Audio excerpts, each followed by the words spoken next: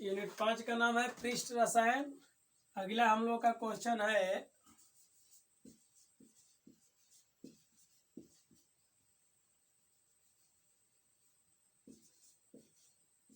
उत्प्रेरण या उत्प्रेरक। सन 1836 ईस्वी में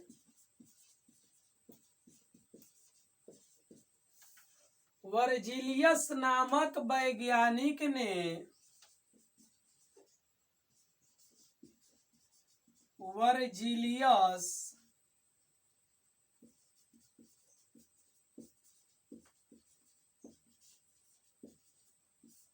नामक वैज्ञानिक ने उत्प्रेरक शब्द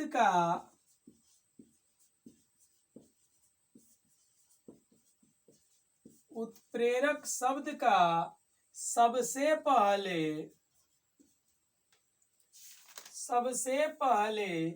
प्रयोग किया था।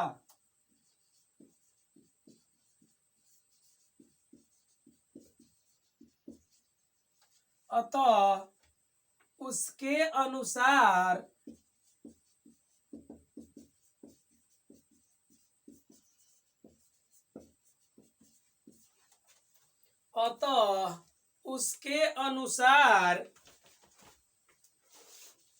उत्प्रेरक वह पदार्थ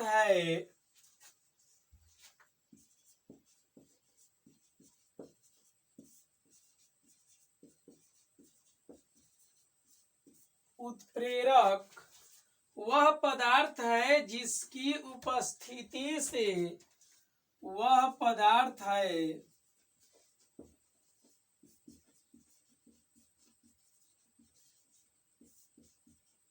जिसकी उपस्थिति से अभिक्रिया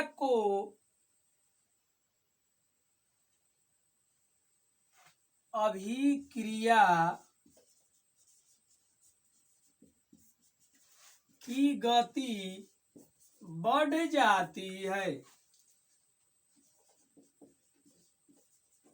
अभिक्रिया की गति बढ़ जाती है, लेकिन पदार्थ पर कोई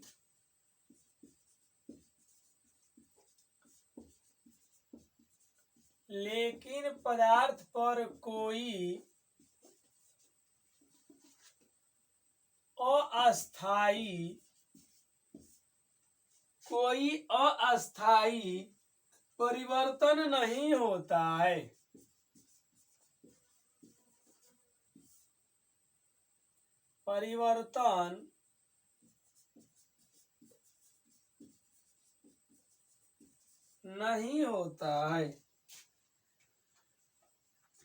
सन 1836 ईस्वी में वर्जिलियस नामक वैज्ञानिक ने उत्प्रेरक शब्द का सबसे पहले प्रयोग किया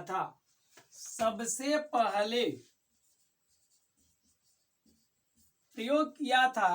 अतः उसके अनुसार उत्प्रेरक वह पदार्थ है जिसकी उपस्थिति में अभिक्रिया की गति बढ़ जाती है, लेकिन पदार्थ पर कोई अस्थायी परिवर्तन नहीं होता है। जैसे हाइड्रोजन और ऑक्सीजन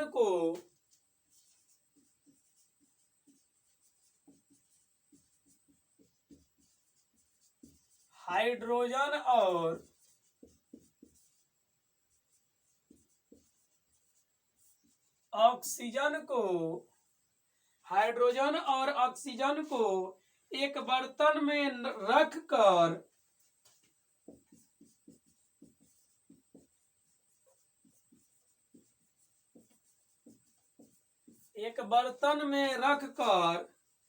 जल बनाने में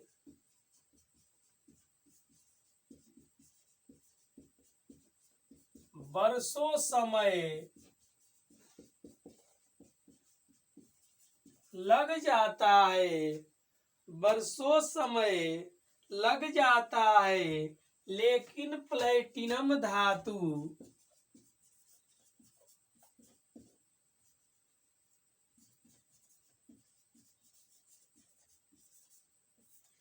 लेकिन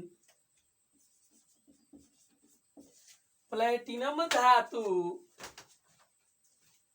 की अल्प मात्रा को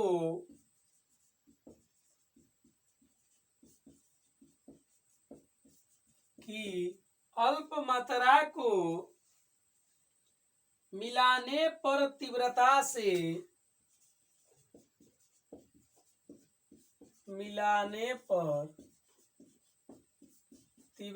से जल बनता है। जैसे हम लोग का हाइड्रोजन जो हो गया गैस हो गया प्लस ऑक्सीजन न जी, ऑक्सीजन भी गैस हो गया हम लोग का। जब मिला रहे हैं तो क्या बन रहा है?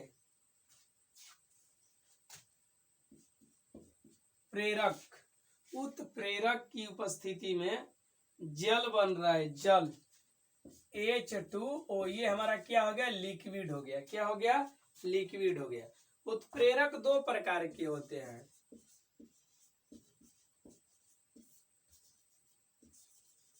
उत्प्रेरक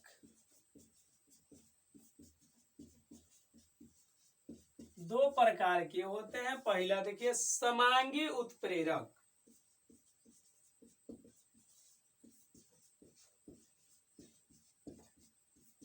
समांगी उत्प्रेरण या उत्प्रेरक कोई लिख सकते हैं। वैसा उत्प्रेरण जिसमें रासायनिक अभिक्रिया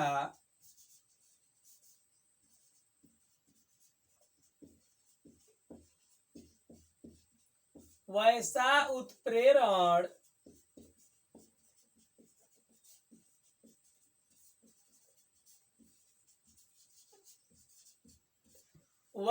उत्प्रेरण जिसमें रासायनिक अभिक्रिया में अभिकारक और उत्प्रेरक में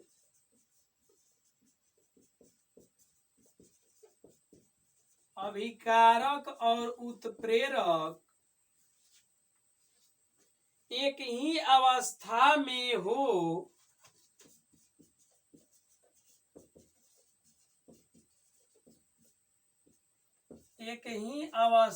में हो, उसे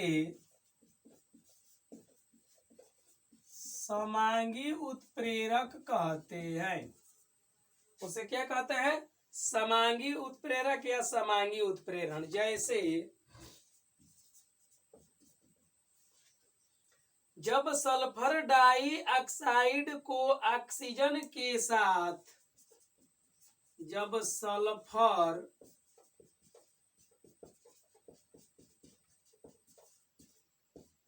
डाइऑक्साइड को ऑक्सीजन के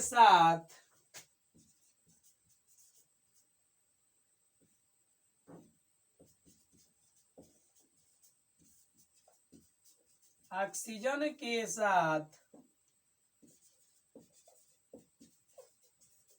नाइट्रोजन ऑक्साइड उत्प्रेरक की उपस्थिति में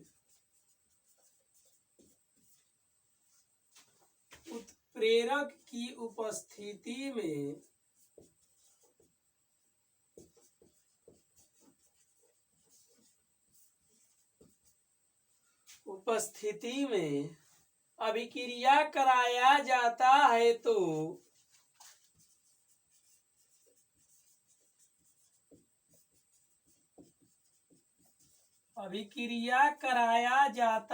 तो सल्फर ट्राइऑक्साइड बनता है।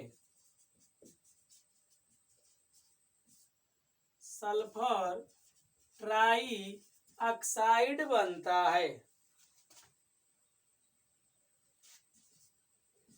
SO2 प्लस O2 नाइट्रोजन और ऑक्सीजन जब अभिक्रिया कराया जाता है तो ट्राई सल्फर ऑक्साइड देख लीजिए। सल्फर ट्राइऑक्साइड, सल्फर डाइऑक्साइड हो गया प्लस O2 हो गया। तो अब देखिए ट्राई कर रहा है तो SO3 बन गया। अब देख रहे हैं, मान लीजिए 2 हटा लीजिए, यहाँ देखिए 2 गो एस है, O 2 2 4 गो है, यहाँ का गो है,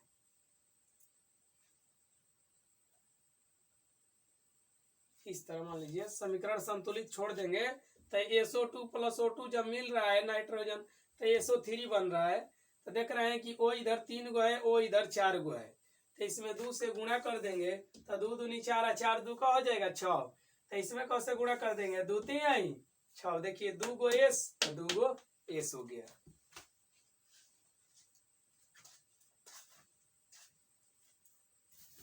हमारा दूसरा है विषमांगी उत्प्रेरण।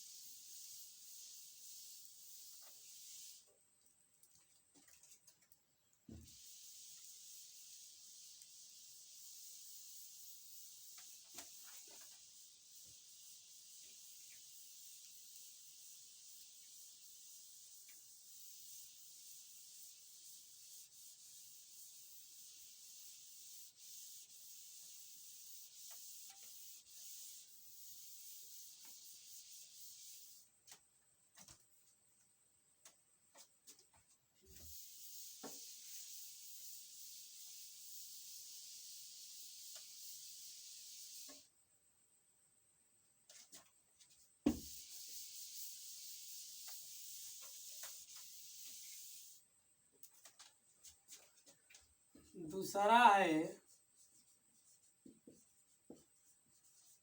विषमांगी उत्प्रेरण। वैसा उत्प्रेरण जिसमें रासायनिक अभिक्रिया में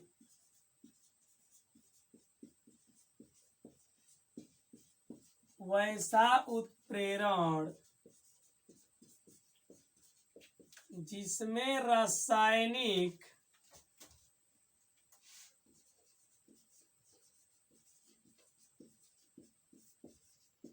अभिक्रिया में अभिकारक तथा उत्प्रेरक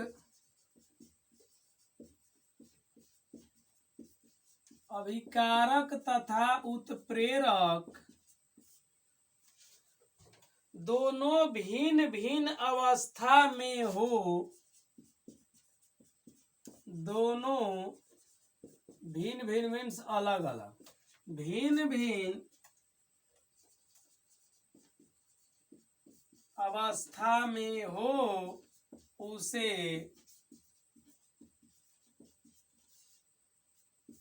विषमांगी उत्प्रेरण कहते हैं। उसे क्या कहते हैं, विषमांगी उत्प्रेरण। जैसे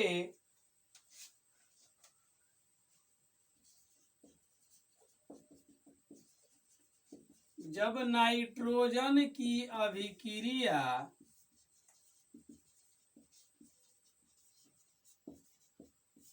हाइड्रोजन से के साथ आयरन उत्प्रेरक की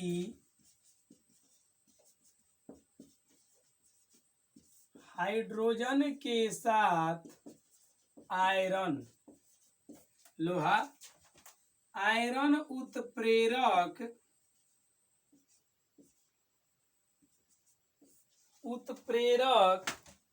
की उपस्थिति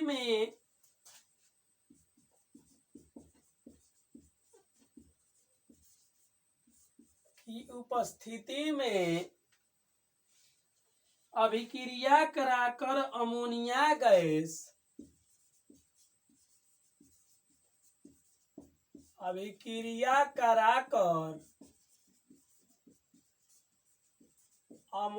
गैस प्राप्त किया जाता है।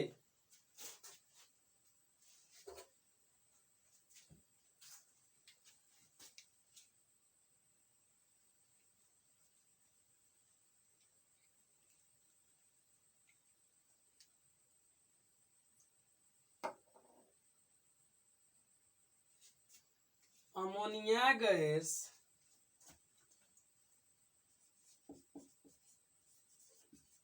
प्राप्त किया जाता है। N2 प्लस हाइड्रोजन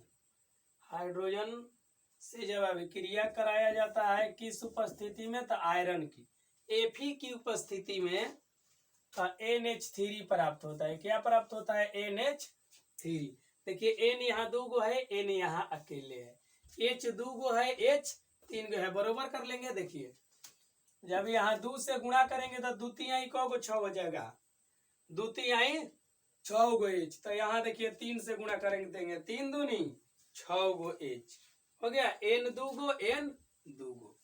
अगला क्वेश्चन है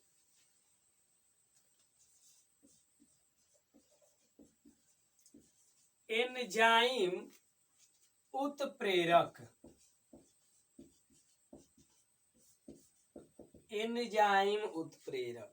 जीव जंतुओं के शरीर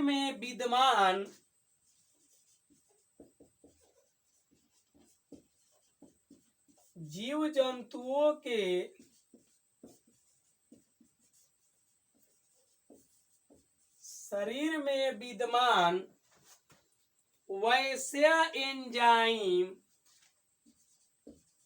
वैसे एंजाइम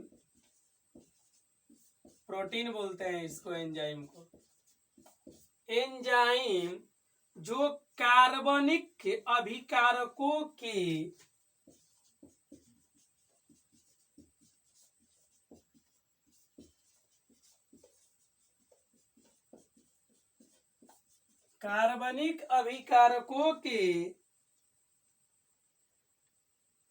गति को बढ़ा देता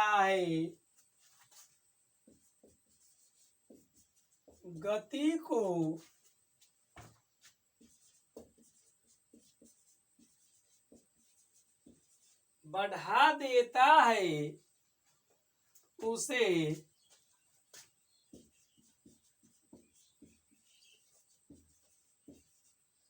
एंजाइम उत्प्रेरक कहते हैं।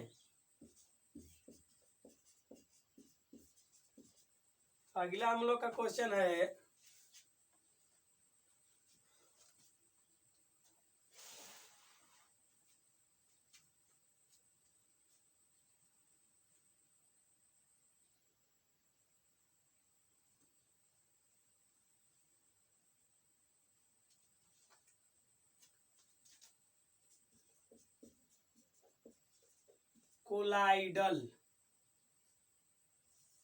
कोलाइडल अवस्था। सन 1861 ईस्वी में थॉमस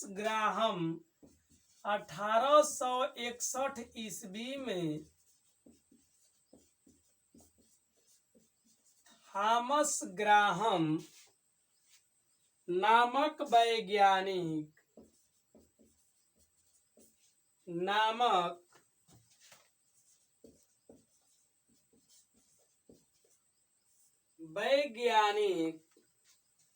ठोस पदार्थ का पारगम्य झिल्ली से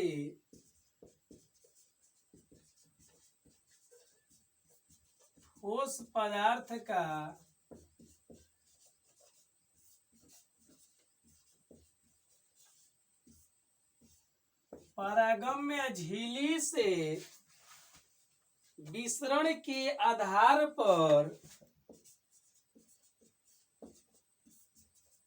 विसरण के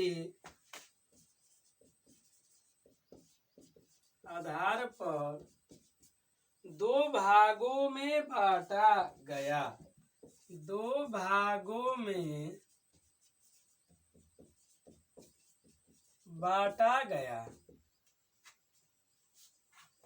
पहला है क्रिस्ट लाभ।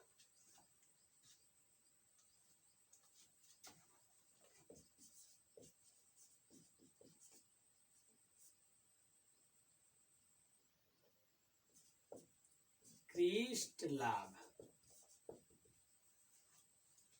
वैसे ठोस पदार्थ जिनका जलीय विलयन वैसे ठोस पदार्थ जिनका जलीय विलयन वैसे ठोस पदार्थ जिनका जलीय विलयन पारगम्य झिल्ली द्वारा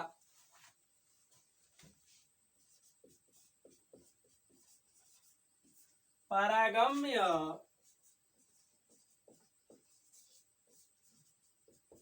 झिल्ली द्वारा आभासी से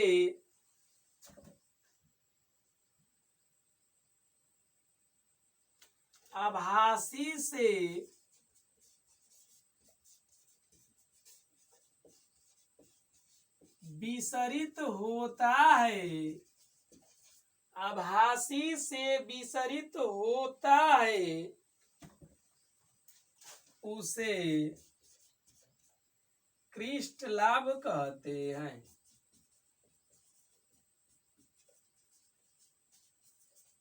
उसे क्रिस्ट लाभ कहते हैं। जैसे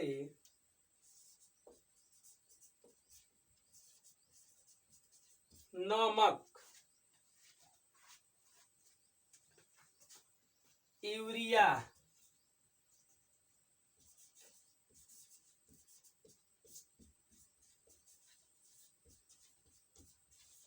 ग्लूकोज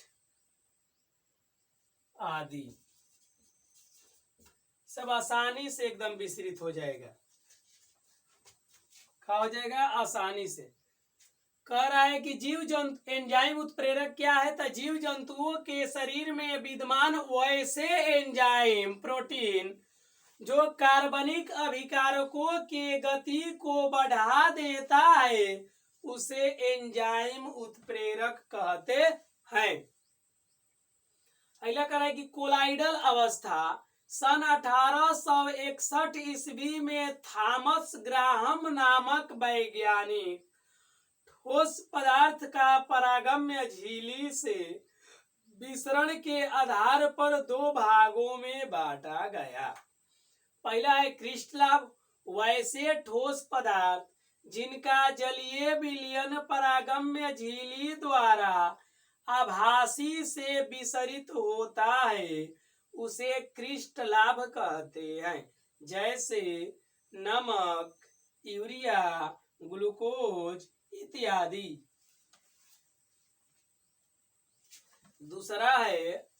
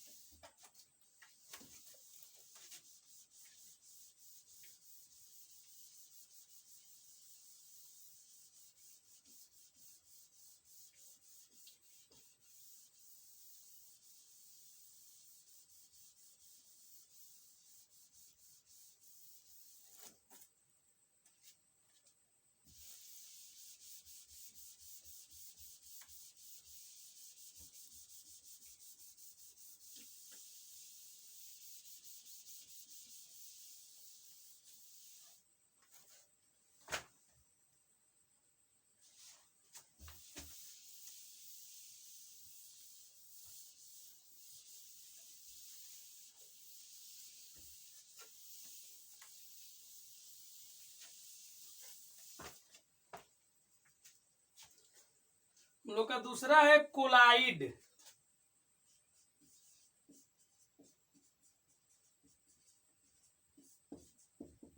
कोलाइड वैसा पदार्थ जिनका जलीय विलयन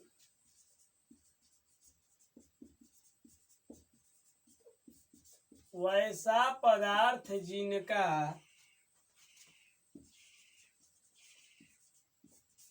जलीय विलयन पारगम्य झिल्ली से आसानी से पारगम्य झिल्ली से आसानी से विसरित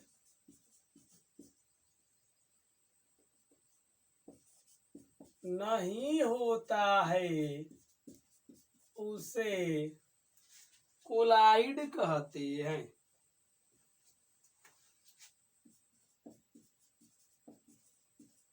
उसे कोलाइड कहते हैं। जैसे गोंद,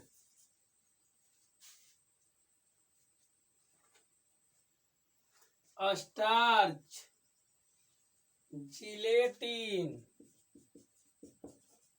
स्टार्च, जिलेटिन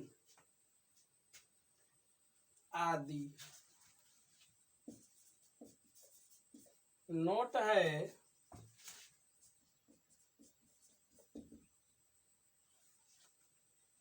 नमक को जल में घोलने पर क्रिस्टलाभ जैसा, नमक को जल में घोलने पर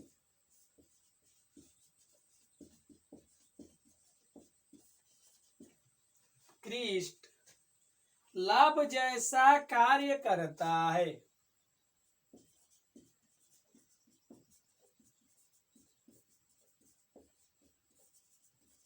क्रिस्ट लाभ जैसा कार्य करता है, लेकिन नमक बेंजीन में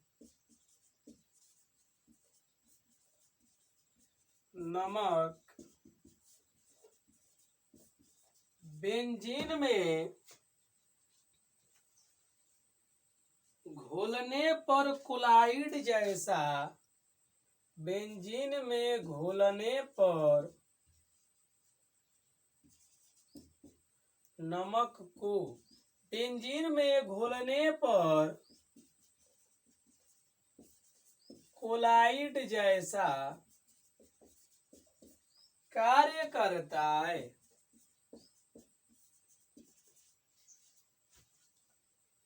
अतः कोलाइड अवस्था के आधार पर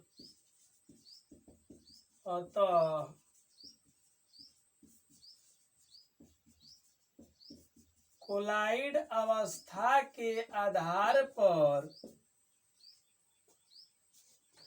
विलयन को 3 वर्गों में बांटा गया है। विलयन को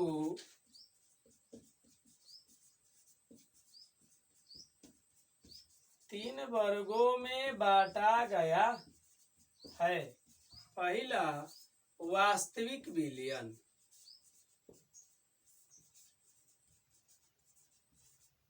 दूसरा कोलाइड विलयन,